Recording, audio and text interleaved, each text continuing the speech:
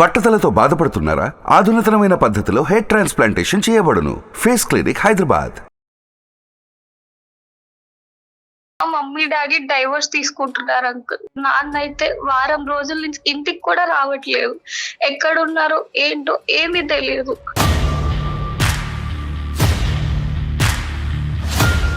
అయితే ఒక రోజు అంకుల్ కూడా నన్ను కలిసినప్పుడు ఏమైనా బోర్ కొట్టినప్పుడు కానీ నీకేమైనా డౌట్స్ ఉన్నా నా దగ్గరికి రా అంటే ఒక రోజు నేను అలానే అంకుల్ దగ్గరికి వెళ్ళాను. ఎప్పుడు అంకుల్ నాతో ప్రవర్తించిన విధంగా కొత్తగా ప్రవర్తించారు. పక్కింట్లో ఒక సుధాకర్ గారు అనే ఒక పర్సన్ ఉన్నారు. అతనే నాకు చాలా బాగా మంచి లైఫ్ ఇస్తారని నాకు నమ్మకంతో నేను తనతో విడిపోవాలనుకుంటున్నాను సార్.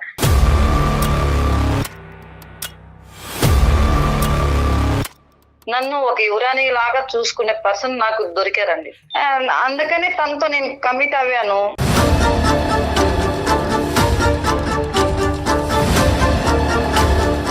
మీరు కాపాడుకోకపోతే ఆ వ్యక్తి మీ పాపతో కనెక్ట్ అయిపోయేవాడు కదా. దాన్ని బట్టి అర్థం కావట్లేదు అతని క్యారెక్టర్ ఏంటని. అంటే తల్లి కాకపోతే పిల్ల, పిల్ల కాకపోతే తల్లి, లేకపోతే ఇంకొకరు. ఇంట్లో మగవాళ్ళు మంచిగా చూసుకుంటే వేరే వాళ్ళతో ఎఫ్ఐఆర్ పెట్టుకోవాలని అవసరం ఉండదు కదా సార్. ఇప్పుడు మీరు పచ్చిగా మాట్లాడుతున్నారు, నేను పచ్చిగానే మాట్లాడతాను. ఇది ఎన్నోదమ్మా? ఇప్పుడు ఈ పక్కింటోళ్ళతో వ్యవహారం అనేది మీకు ఎన్నోది? ఇది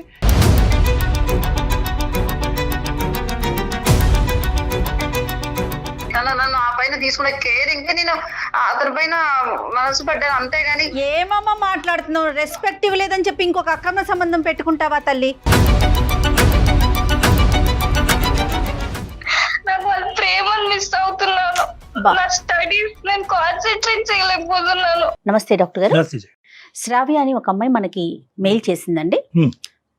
పాప వాళ్ళ అమ్మకి సంబంధించి ఇంట్లో ఒక ఫ్యామిలీ విషయాన్ని మెయిల్లో డిస్కస్ చేసింది. మరి కాల్ చేద్దామండి ఒకసారి. తప్పకుండా. సమస్యకి బహుశా వయసుతో సంబంధం లేదేమో అనిపిస్తా ఉంది కదా కళ్యాణ్ గారు. ఎవరి సమస్య వాళ్ళదే. హలో హలో, శ్రావ్య అండి. అవునండి. నేను జయానండి, అందమైన జీవితం ప్రోగ్రామ్ నుంచి కాల్ చేస్తా ఉన్నాను. మీరు మెయిల్ చేశారు కదా. అవును మ్యామ్. Okay okay. హాయ్ మా శ్రావ్య. Hi ma'am. హాయ్. మాట్లాడతావా? మరి కళ్యాణ్ చక్రవర్తి గారు ఉన్నారు, వీలుగా ఉందా నీకు? మాట్లాడతాను మ్యామ్. ఓకే. ఏం చదువుకుంటున్నావు తల్లి నువ్వు? నేను డిగ్రీ ఫస్ట్ ఇయర్ చదువుతున్నాను మ్యామ్. ఓ వెరీ గుడ్ అమ్మా. ఇది కళ్యాణ్ గారితో మాట్లాడు, డాక్టర్ గారితో. ఏమ్మా శ్రావ్య? అంకుల్. ఎంత ఉంటుందమ్మా వయసు? నాకా 20 years uncle. Okay okay. Degree first year ఎక్కడ? హైదరాబాద్ లోనే కదా? కాదు అంకుల్, మాది బేసికల్ గా నెల్లూరు. ఓ ఐసి. Okay okay. ఏంటి నాన్న, ఏంటి సమస్య ఏంటి? మా మమ్మీ డాడీ డైవర్స్ తీసుకుంటున్నారు అంకుల్. లాయర్ చుట్టూ తిరుగుతున్నారు, లాయర్ ని కూడా కలిశారు. నాన్న అయితే వారం రోజుల నుంచి ఇంటికి కూడా రావట్లేదు. ఎక్కడున్నారో ఏంటో ఏమీ తెలియదు.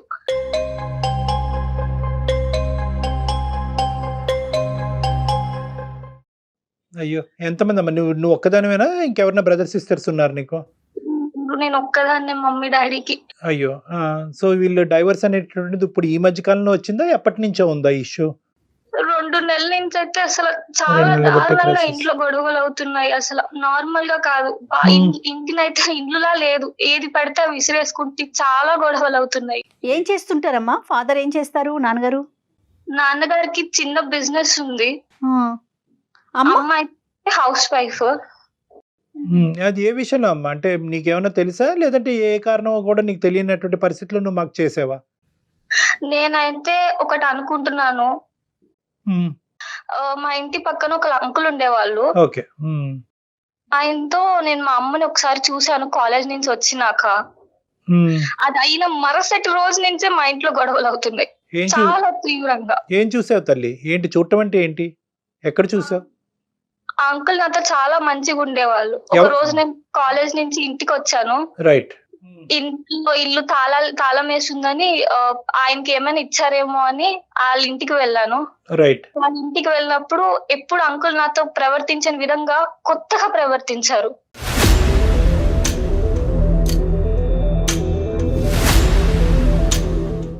ఏంటో అది? ఎలా అమ్మా? అంటే ఎప్పుడు నాతో మంచిగా బాగా మాట్లాడేవాళ్ళు.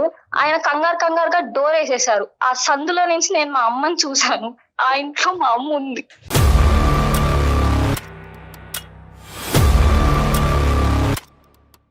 అంటే అంకుల్ ఇంట్లో ఎవరు ఉండరా తల్లి? అంకుల్ వాళ్ళ వైఫ్ ప్రెగ్నెంట్ అని వాళ్ళ ఇంటికి వెళ్ళారు. అంకుల్ ఒక్కలే ఉంటున్నారు. అతను ఒక్కడే ఉంటున్నాడు. ఎక్కడమ్మా ఇది? కిందిల్లా, పై ఇల్లా, పక్కింటిల్లా, ఎక్కడిది?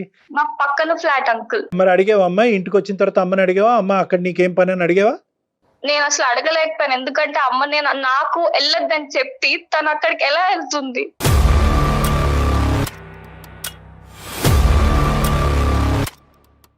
అదే పాయింట్. నీకు వెళ్ళొద్దని చెప్పటం ఏంటమ్మా? అంటే ఏం జరిగింది?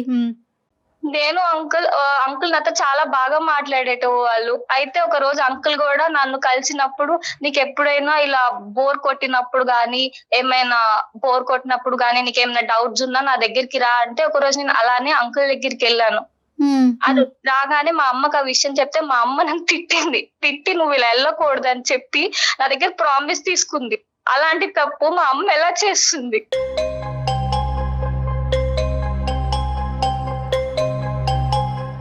అమ్మా ఒకటి, అంకుల్ నీతో ఎలా వ్యవహరించాడమ్మా? ఈ సో కాల్డ్ అంకుల్, నీ పక్కింట్లో ఉన్న అతను నీతో అంటే ఏ డౌట్స్ గురించి నువ్వు అతని దగ్గరికి వెళ్తావు? అంటే సబ్జెక్ట్ రిలేటెడ్ డౌట్సా?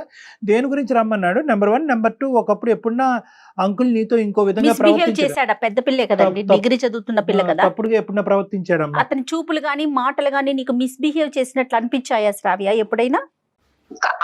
నాతో అంకుల్ అయితే చాలా బాగా మాట్లాడేవారు. నాకు ఆయనతో మాట్లాడితే ఇంకా మాట్లాడాలనిపించేది. అంకుల్ తో అంత బాగా నన్ను కేర్ చేసేటవాళ్ళు అంకుల్. అలా నాకు ఏమైనా బోర్ కొట్టినప్పుడు గానీ, నేను చదువుకున్నప్పుడు నాకు సబ్జెక్ట్ లో ఏమైనా డౌట్స్ వస్తే అంకుల్ దగ్గరికి వెళ్ళేదాన్ని. బిహేవియర్ అమ్మా, బిహేవియర్ ఏమైనా తప్పుగా ప్రవర్తించాడా అభ్యంతరకరంగా? ఎప్పుడు అలా తప్పుగా ప్రవర్తించారు, కానీ నాకు మాత్రం చాలా బాగా చూసుకునేవాళ్ళు, చేసుకునేవాళ్ళు. ఓకే, సుమారు ఎంత ఉంటదమ్మా అతని వయసు? ఒక 35 అరౌండ్ అలా ఉంటది. ఆవిడ ఫస్ట్ ప్రెగ్నెన్సీతో వెళ్ళిందా? ఆల్రెడీ పిల్లలు ఉన్నారా తల్లి? వాళ్ళకి ఎవరు లేరు. ఫస్ట్ ప్రెగ్నెన్సీ వల్లే వాళ్ళ పుట్టింటికి వెళ్ళారు. ఓకే, అతను ఏంటమ్మా వర్క్ ఫ్రమ్ హోమరా ఏంటి? బయట పోడా? లేదు, ఎంఎన్సి కంపెనీలో ఏదో మార్కెటింగ్ ఉద్యోగం చేస్తున్నారు. Right, okay.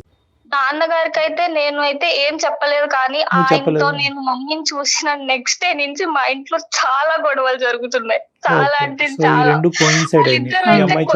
పడుతూనే ఉన్నారు. అతనికి కూడా ఏమన్నా తెలుసు? అంతకు ముందు ఎప్పుడు గొడవలు లేవమ్మా అమ్మ నాన్న మధ్యన?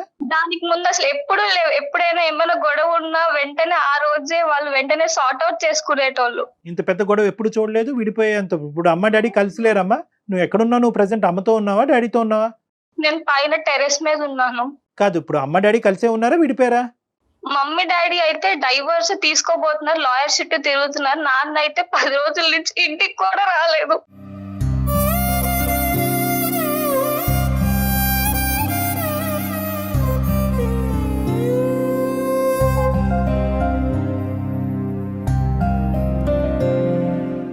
డాడీ రావట్లే ఇంటికి? అయ్యో, రావట్లే. ఎక్కడ ఉన్నారో, తిన్నారో లేదు, ఏమీ తెలియదు. అరే చిన్నపిల్లలు, నువ్వు ఇంత బాధ మాతో చెప్పుకుంటే కనుక అసలు ఎలా తట్టుకుంటున్నావు అమ్మా? నాకు వాళ్ళ ప్రేమను మిస్ అవుతున్నాను. నా స్టడీస్ నేను కాన్సన్ట్రేట్ చేయలేకపోతున్నాను. ప్లీజ్ అంకుల్, మీరే వాళ్ళిద్దరిని కలపండి.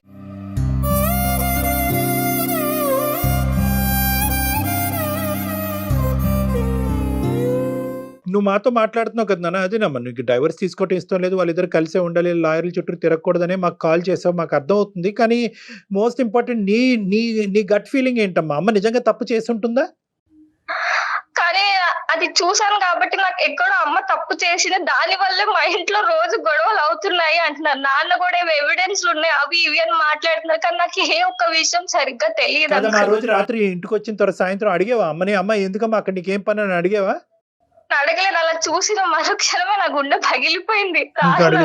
అడిగే ధైర్యం కూడా సరిపోలే. ఈ లోపల ఈ గొడవలు అవటం, వాళ్ళిద్దరు దూరం అయ్యే ప్రయత్నం చేయటం, విడాకుల గురించి ఆలోచించటం, ఇవన్నీ ఫాస్ట్ గా జరిగిపోయినాయి. వెంటనే జరిగిపోయి వాళ్ళు చాలా మిస్ అవుతున్నారు. వాళ్ళ ప్రేమను కూడా మిస్ అవుతున్నాను నేను. సరే నాన్న, ఇంతకంటే మించినటువంటి కొద్దిగా సెన్సిటివ్ ఇష్యూస్ నేను మిమ్మల్ని అడగలేను. అమ్మగారు ఉంటే కనుక ఒకసారి అమ్మగారి పేరు? మమ్మీ పేరు సుజాత.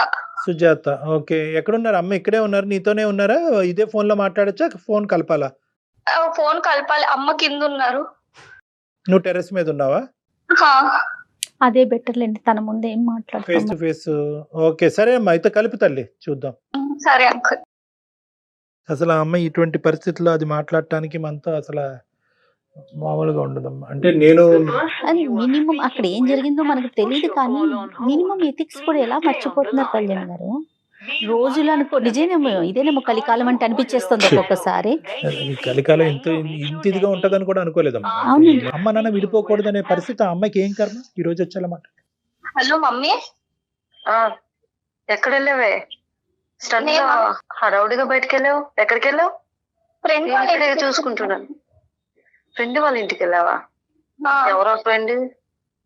అదే కాలేజ్ లో నాతో పాటు ఉంటుంది కదా స్వప్న అని, వాళ్ళ ఇంటికి వచ్చాను. మరి చెప్పకుండా వెళ్ళిపోయావు? అది కాదమ్మా, అయితే సుమన్ టీవీలో ప్రోగ్రామ్ వస్తుంది కదా అందమైన జీవితం అని. అవును. అదే వాళ్ళతో నేను మాట్లాడాను. వాళ్ళతో దేని గురించి మాట్లాడావమ్మా? అదే నువ్వు నాన్న విడిపోతున్నారు కదా. నేను నాన్న విడిపోయేదానికి? సరే చెప్పు. అదే వాళ్ళు నీతో మాట్లాడతారంట, మీరు విడిపోవడం నాకు ఎంతగానో నచ్చేసమ్మా. వాళ్ళతో మాట్లాడితే నువ్వు అట్లీస్ట్ నీ నిర్ణయమైనా మార్చుకుంటావని. పాప మెయిల్ పెట్టింది మాకు, ఒకసారి మా అమ్మా నాన్నల్ని కలపండి ప్లీజ్ అని. అది చూసిన వెంటనే ఫస్ట్ ప్రయారిటీగా మీతో మాట్లాడటం జరుగుతుందండి. మీకు తెలియకుండా మీతో మాట్లాడుతున్నాం, మరోలా భావించొద్దు. Okay ma'am, okay ma'am. అంటే కాదమ్మా, ఇప్పుడు పాపని ఇంక దీనికి మించి మీరు ప్రశ్నలు అడగక్కర్లేదు. ఎందుకంటే ఆ అమ్మాయి చెప్పుకునేటువంటి పొజిషన్లో లేదు, ఆ మెచ్యూరిటీ లేదు. అసలు ఇటువంటి పరిస్థితి మనం పిల్లలు క్రియేట్ చేయడం కూడా దురదృష్టకరం. చాలా.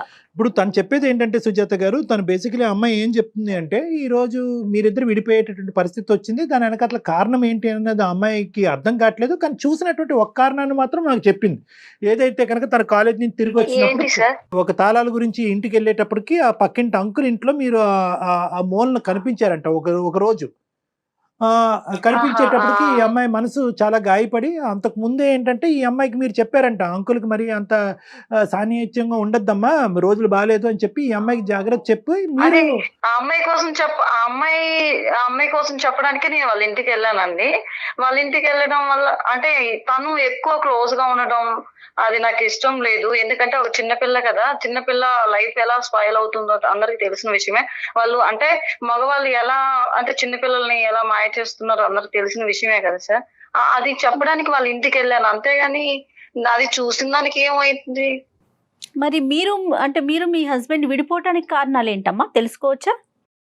అది హస్బెండ్ విడిపోవడానికి చాలా కారణాలు ఉంటాయి కదా మేడం. 10 years గా ఒకటే టార్చర్ అవన్నీ ఉంటాయి కదా, అవన్నీ చెప్పుకోలేము. ఎందుకంటే పిల్లలకు చెప్పుకోలేము కదండి. అవన్నీ మీకు చెప్పమంటే నేను చెప్తాను పిల్లలకి. ఎందుకంటే వాళ్ళ నాకని ముందర కాదు, కానీ మిస్కమ్యూనికేషన్ అవుతోంది కదా మీకు పాపకి కూడా కలిపి, అందుకు. ఇక్కడ ఏంటంటే మీరు మీ భర్తకి మధ్యన ఉండేటటువంటి భేదాభిప్రాయాల వల్ల మీరు ఈ నిర్ణయాన్ని తీసుకునేటటువంటి ఆలోచన ఉంటే కనుక అది పర్వాలేదు. కానీ ఇక్కడ ఏంటంటే ఇక్కడ పాపకి ఒక లింకప్ ఏర్పడింది. అంటే తను చూసిన దాని కారణం వల్లే తండ్రి ఈ నిర్ణయం తీసుకుంటున్నారనేది. ఇప్పుడు ఏంటంటే పిల్లలకి ఎప్పటికి కూడా ఏంటంటే తల్లిదండ్రులు విడిపోయేటటువంటి పరిస్థితి వస్తే కనుక డిఫరెన్సెస్ ఉంటే కనుక ఓకే, కలిసి ప్రయాణం చేసేదానికంటే విడిపోయి హ్యాపీగా ఉండటం మంచిది అనుకునేటటువంటి ఉద్దేశం. కానీ పిల్లలకి తల్లిదండ్రుల మీద దురాభిప్రాయం ఉండకూడదు. ఇప్పుడు మా అమ్మ ఆ తప్పు చేసింది, నా కళ్ళతో నేను అది చూసిన వల్లే అదే కారణానికి ఈరోజు అమ్మ నీ తండ్రి అసహించుకుని వీళ్ళిద్దరు విడిపోతున్నారు అనేటటువంటి ఆ చిన్నపాటి ఆ లేత మనసుల్లో అది పడకూడదు, ఆ బీజం. ఎందుకంటే కనుక మీరు విడిపోతే కనుక గౌరవంగా తల్లిదండ్రులుగా మీరు బతకండి. అంతేగాని ఏంటంటే ఈ విధమైనటువంటి ఇంప్రెషన్ పిల్లల్లో క్రియేట్ చేసి మీరు విడిపోయి బతకడం మంచిది కాదు. చెప్పండి. అదే కాదు కదా సార్, అదే కాదు అది కదా మీరు సార్. క్లారిటీ ఎప్పుడు ఇవ్వండి. తను ఏం మా సమక్షంలో పాప క్లారిటీ ఇవ్వండి మీరు. అందుకనే సార్ తను ఎప్పుడు చూసినా ఏదో ఒక గొడవ వేసుకుంటూనే ఉంటారు. చిన్న వాటికి చిన్న ఇష్యూ కూడా పెద్దగా చేస్తారు. అవన్నీ అంటే 10 years నుంచి నేను పడుతున్న ప్రాబ్లమ్స్ అన్ని తను క్రియేట్ చేస్తున్నారు. కాబట్టి మేము విడిపోవాలనుకుంటాం. ఎందుకు ఇప్పటి వరకు పడించాలి, ఇంకా మేము విడిపోతే బెటర్ అనిపించింది నాకు. అని నేను నాకు బాగా చూసుకున్నారు.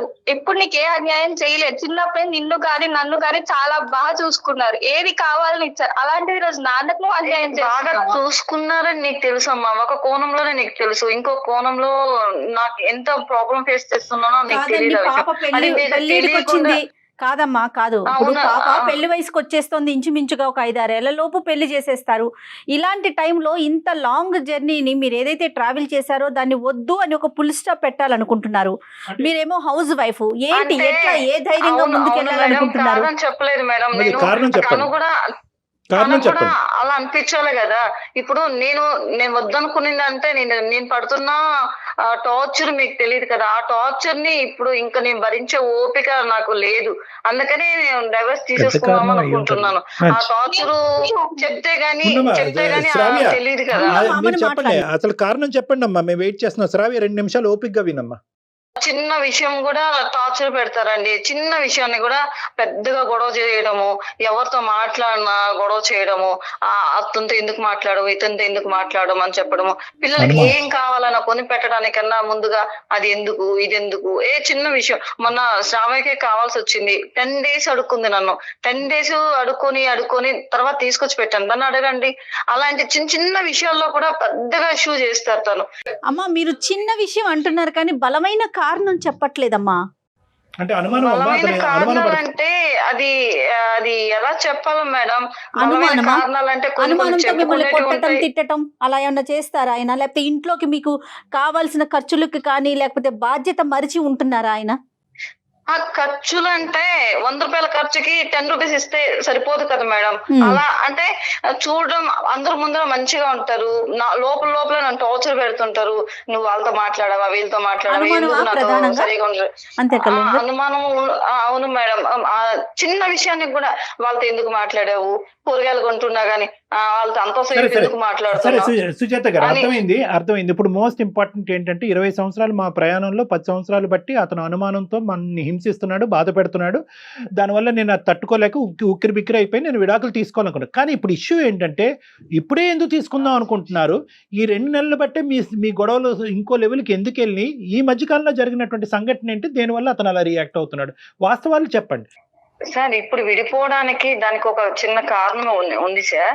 అయితే ఏంటంటే అది ఇన్ని రోజులు నేను ఎప్పుడు అంటే నన్ను ఎప్పుడు ఒక పని మనిషిగా చూసుకునే పర్సన్ ముందర నన్ను ఒక యువరాణి లాగా చూసుకునే పర్సన్ నాకు దొరికారండి.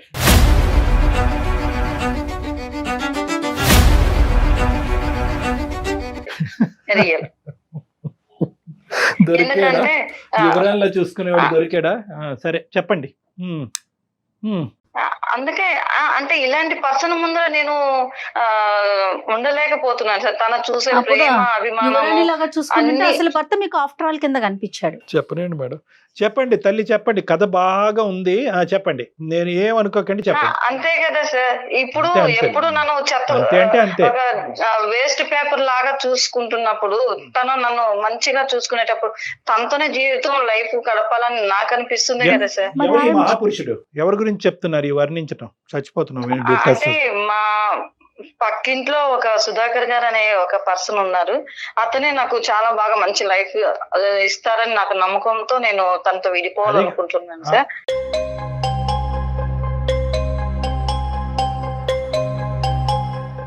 అమ్మమ్మమ్మమ్మ, ఇన్ని సెన్సేషన్ న్యూస్ తట్టుకోలేమమ్మా. పక్కన పాప గుండె పగిలి చచ్చిపోద్ది. అలా కాదు, మీరు ఒక్కొక్కటి చెప్పండి. మీరు ఇంత ఇలా ఇప్పుడు తాళాలు ఎవరి దగ్గర అయితే పాప పెట్టిందో, ఏ డోర్ మధ్యన గ్యాప్లో మిమ్మల్ని చూసిందో ఆ వ్యక్తి తడబడుతూ తలుపేసాడో, పాపని దగ్గర తీసుకోవటానికి ప్రయత్నం చేశాడో అంతకుముందు అతని గురించి మీరు వార్నింగ్ ఇచ్చినటువంటి వ్యక్తి సుధాకరు, ఈ వ్యక్తి ఒకటేనా? ఆ వ్యక్తి ఇప్పుడు మీరు చెప్పే సుధాకర్ ఒకటేనా? అంటే అమ్మాయిని కొంచెం ఎక్కువ క్లోజ్ అవుతున్నారు. తనని ఆయన దగ్గరికి నేను తప్పు చేశాను, తప్పు చేయకు వెళ్ళకు, అలా చేయకూడదు.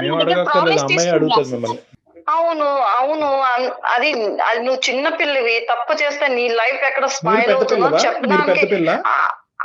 చిన్నపిల్ల చేస్తే తప్పు, పెద్ద పిల్లలు చేస్తే తప్పు కాదా? అలా కాదు సార్. అంటే చిన్నపిల్ల లైఫ్ స్పాయిల్ అవుతుందని చెప్పి తను చెప్పడానికి వెళ్ళాను. తను తీసుకునే కేరింగ్ అంతా నాకు నచ్చింది. అందుకనే తనతో నేను కమిట్ అవ్వాను.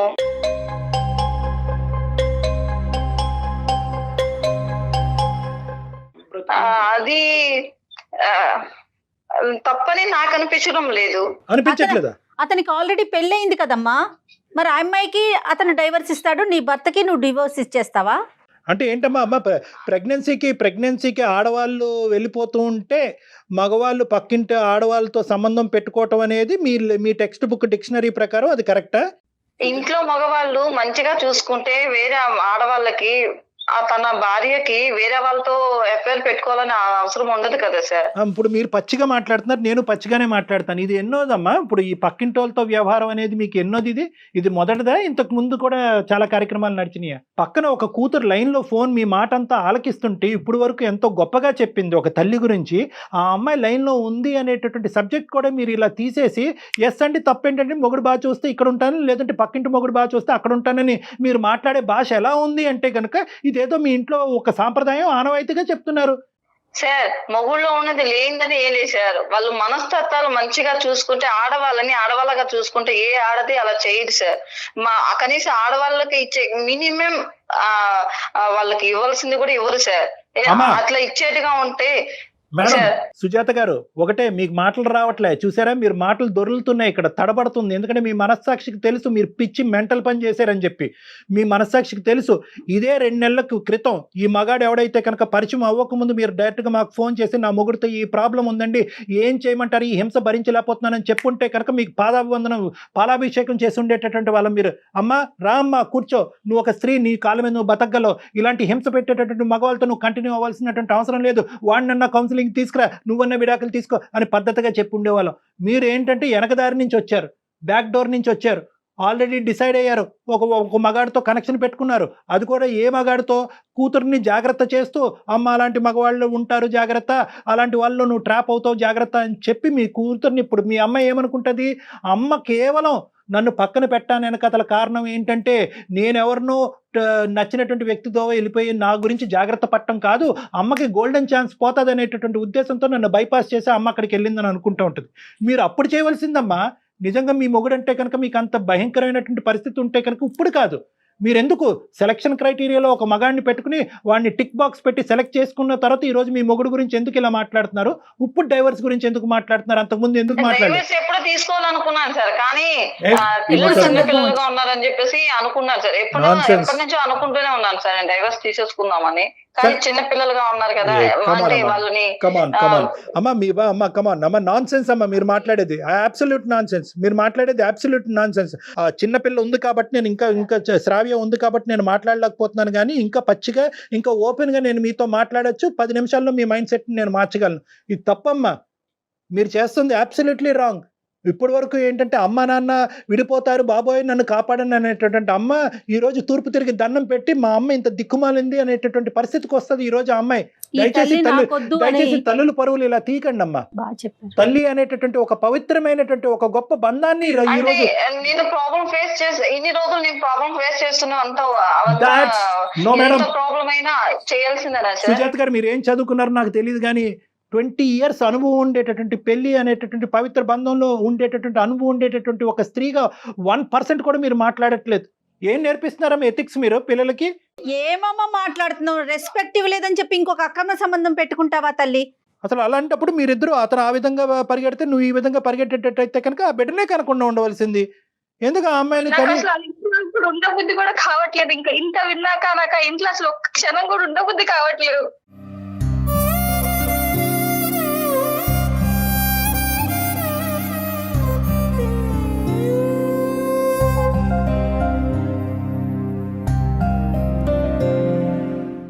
ఒక్క నిమిషం నాన్న శ్రావ్య, అమ్మకి ఏదో కళ్ళు బయలుగా ఉన్నట్టున్నాయి, ఏమో అర్థం కావట్లేదు ఇవిడికి. కాదమ్మా, ఏమంటారు, ఇప్పటికైనా కూడా ఉన్న పరువు ఎలాగా పోయింది, ఇంకా పరువు తీసుకునేటటువంటి పరిస్థితికి దిగజారకండి. ఈరోజు మీకు ఇవన్నీ తెలిసి చేస్తున్నారా, తెలియకుండా చేస్తున్నారా, డిప్రెషన్లో చేస్తున్నారా, ఇంకోటి ఏదైనా అతను ఏమైనా బ్లాక్మెయిల్లో చేస్తున్నారా? నాకు అర్థం కావట్లేదు అసలు ఇది. బ్లాక్మెయిల్ ఎందుకు చేస్తారు సార్? ఆయన చిన్నపిల్లనా సార్ బ్లాక్మెయిల్ చేయడానికి? ఇతను చేసే పనులకన్నిటికీ నన్ను ఆ పైన తీసుకునే కేరింగ్ కి నేను అతని పైన మనసు పడ్డాను, అంతేగాని సుజాత క్షమించండి నన్ను. అట్లీస్ట్ ఏంటంటే బ్లాక్ మెయిలింగ్ అన్న దానికి నువ్వు ఒప్పుకుంటే ఆ పిల్ల జీవితంలో కొద్ది మీ యొక్క స్కేల్ పెరుగుతుంది అని చెప్పి, నీ మీద ఉండే గౌరవం పెరుగుతుందని. ఇంకా పరువు తీసేసుకుంటున్నావు కదమ్మా. అట్రాక్ట్ అవుతారండి మగాళ్ళు, అందంగా ఉంటే అట్రాక్ట్ అవుతారండి, స్మార్ట్ గా ఉంటే కనుక అట్రాక్ట్ అవుతారండి. ఏం మాట్లాడుతున్నారమ్మా మీరు? ఏమన్నా టీనేజరా? అయితే వేరే ఉంటది, అందుకే కదా సార్ టీనేజ్ కాదు కాబట్టి ఇన్ని రోజులు పడి ఇప్పటికి ఇంకా చాలా లైఫ్ వద్దు, ఇంకైనా నేను మంచిగా ఉండాలి అనుకుని నేను వెళ్ళిపోండి తల్లి, గౌరవంగా వెళ్ళిపోండి. విడాకులు తీసుకుని గౌరవంగా వెళ్ళిపోయింది. గౌరవప్రదంగా వేరే మగాడికి విడాకులైనటువంటి మగాడు కానీ, పెళ్లి కాడినటువంటి మగాడు కానీ, భార్య చనిపోయినటువంటి మగాడు కానీ ఎవడన్నా ఉంటే కనుక తాళి కట్టించుకోండి, బాగుంటది. ఇదేంటమ్మా, నేను ఆల్రెడీ సెలెక్ట్ చేసేసుకున్న తర్వాత విడాకులు తీసుకోవటం ఇది ఎక్కడ సాంప్రదాయం అమ్మా? కాదు కళ్యాణ్ గారు, ఇప్పుడు ప్రెగ్నెన్సీతో వెళ్ళిన అమ్మాయి తిరిగి వస్తుంది కదా, మరి ఆ అమ్మాయి పరిస్థితి ఏంటి? అవన్నీ అనవసరం కదా వీళ్ళ సబ్జెక్ట్. వీళ్ళకి ఏంటంటే at the end of the ఇక్కడ మొగుడు బాగాలేదు కాబట్టి ఆ మొగుడు బాగున్నాడు కాబట్టి అక్కడ ఉండాలి అంతే. వినడానికి మాట్లాడటానికి చాలా చండాలంగా అనిపిస్తోందమ్మా. మాకే మా అనుభవమే సరిపోదు ఇటువంటి మాటలు వింటూ ఉంటే కనుక. మీరు అక్కడ కూర్చుని పిల్లకి మా నయాన భయాన మంచి చెడ్డలు చెప్పవలసినటువంటి మీరు ఇలా కూడా జీవితం బతికేయచ్చు అంటే ఏముందమ్మా? ఇప్పుడు మీరు కాపాడుకోకపోతే ఆ వ్యక్తి మీ పాపతో కనెక్ట్ అయిపోయేవాడు కదా, దాన్ని బట్టి అర్థం కావట్లేదు అతని క్యారెక్టర్ ఏంటని. అంటే తల్లి కాకపోతే పిల్ల, పిల్ల కాకపోతే తల్లి, లేకపోతే ఇంకొకరు. అలాంటి వాళ్ళతో మీరు మిమ్మల్ని బాగా చూసుకుంటారని మీరు ఒక సర్టిఫికెట్. ఒకసారి రండమ్మా, మా నంబర్ ఇస్తాను. ఇలా పబ్లిక్గా ఆ పాప ఎదుర్కొంటూ మాట్లాడుకోవటం అస్సలు బాగాలేదు. మీకు కళ్ళు మూసుకుపోయినాయి. ఇంకా పచ్చిగా చెప్పాలంటే ఆ కా అనేటటువంటి సబ్జెక్ట్తో కళ్ళు మూసుకుపోయినాయి మీకు. సుజాత గారు, సార్ మీరు దయచేసి పాపను పక్కన పెట్టండి. అమ్మ శ్రావ్య, నువ్వు ఇప్పుడు అప్పుడే అమ్మ నువ్వు కాస్త ఓపిక్గా ఉండాలి. ఎందుకంటే ఈ సిచ్యువేషన్ అసలు ఏ మూలకు వచ్చింది, ఏ స్థాయికి వచ్చింది అనేది మాకు అర్థం కావట్లేదు. నిజంగా నేను చెప్తున్నాను కదా, ఇద్దరితో వాస్తవం. మాట్లాడాలి కళ్యాణ్ గారు, వైఫ్ అండ్ హస్బెండ్ ఇద్దరితోనూ మాట్లాడాలండి. ఇది ఒకరితో ఎవరు ఆమె భర్తతోనూ మాట్లాడాలి. వద్దు మేడం, నేను వస్తానులే మేడం, ఆయన్ని పిలవకండి. ఆహా. ఎందుకంటే ఆ. ఆయనకి తెలీదు ఇవంతా. ఇవాళ మరి నాకు- తెలియదు కదమ్మా. ఊరుకోని మరి అమ్మాయిని చంపిస్తారు నాన్న, నువ్వు ఇలా చేస్తున్నావు అని తెలిస్తే. ఇంకేనా అన్నమ్మా? ఈ రోజు వరకు నాన్నకు నువ్వు ఇలా చేస్తున్నావు అని తెలియదు, ఈ ప్రోగ్రామ్ ద్వారా బయట పెడుతున్నా నేను. అలా కదమ్మా. ఇప్పుడు అదే సార్. ఇప్పుడు బహుశా ఏంటంటే అదేనంట, కరెక్టేనంట. ఇప్పుడు ఒకటి అంటే నా ఉద్దేశం తప్పుగా అనుకోకండి. అతనికి తెలియకుండానే మనం ఇది మాట్లాడదాం. ఫస్ట్ మీరు రండి. ఎందుకంటే కనుక first of all most important ఏంటంటే అసలు మీరు ఏ విధంగా ఈ కొత్త మనిషికి కనెక్ట్ అయ్యారు. ఎందుకంటే ఆల్రెడీ అనుమానం పడేటటువంటి భర్తని ఇక్కడ కూర్చోపెట్టి ఏమయ్యా నీ భార్య ఇలా చేసింది అంటే కనుక అవునండి ఇప్పుడు కాదండి 20 సంవత్సరాలు బట్టి చేస్తూనే ఉందని అతను అంటాడు. ఇంకా అప్పుడు పెళ్లి పెటాకులైనట్టే, ఆ అమ్మాయి రోడ్డు మీద పడినట్టే ఆ చంటి బిడ్డ. నేను చెప్పేది ఒకే ఒక అంశం, మీరు ఫస్ట్ వచ్చి మాతో మాట్లాడండి. అసలు ఎలా కనెక్ట్ అయ్యారు, ఎందుకు కనెక్ట్ అయ్యారు, అసలు మీకు బుర్ర పనిచేస్తుందా లేదా అనేటువంటిది ఫస్ట్ ఆలోచించిన తర్వాత శ్రావ్యకి సర్ది చెప్పి ఈ ఇష్యూని ఒక కొలిక్కి తీసుకొచ్చే ప్రయత్నం చేద్దాం. అవసరం ఉంటే కనుక మీ భర్త కంటే ఆ మహానుభావుడితో ఫస్ట్ మాట్లాడాలి. ఆడవాళ్ళని ఏంటంటే ప్రెగ్నెన్సీ అని చెప్పి పుట్టింట్లకు పంపించి ఇక్కడ గేమ్ ఆడుతున్నాడు చూడండి, అతనితో ఫస్ట్ మాట్లాడాలి.